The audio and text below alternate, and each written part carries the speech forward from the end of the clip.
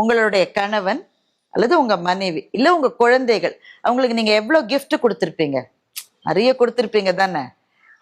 உங்க மனைவியா இருந்தா பட்டு புடவை வாங்கி கொடுத்துருப்பீங்க, தங்கத்துல நகையெல்லாம் வாங்கி கொடுத்துருப்பீங்க, வீடு வாங்கி கொடுத்துருப்பீங்க, பிள்ளைங்களுக்கு லேட்டஸ்ட் போனு, காலேஜ் அட்மிஷன், உங்க கணவருக்கு நீங்க மனைவிகள் நிறைய gift.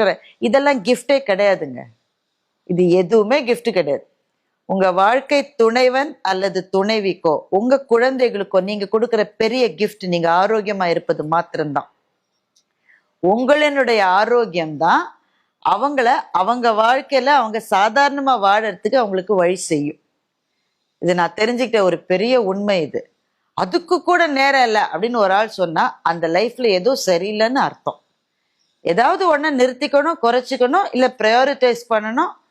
உங்க ஹெல்த்துக்கு என்ன தேவைன்னு உங்க மனசுக்கு நல்லா தெரியும். சும்மா தெரியாதுன்னு சொல்லாதீங்க, கட்டாயம் தெரியும். அதுக்கு நேரம் இல்லை, அதுக்கு டைம் இல்லை, அதை விட முக்கியமா ஒண்ணு வந்துருச்சு, ஆபீஸ்ல எங்க விடுறாங்க, நையின்னு பிடிங்கி எடுக்கிறாங்க, இப்படிலாம் காரணத்தை சொல்லி நம்ம ஓடிக்கிட்டே இருக்கோம்.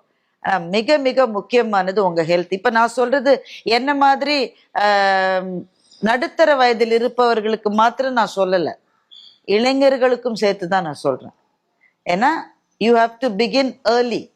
எவ்வளவு சீக்கிரம் உங்க ஆரோக்கியத்தை நீங்க பாத்துக்க ஆரம்பிக்கிறீங்களோ அவ்வளவு நாள் வாழ்க்கை நல்லா இருக்கும்.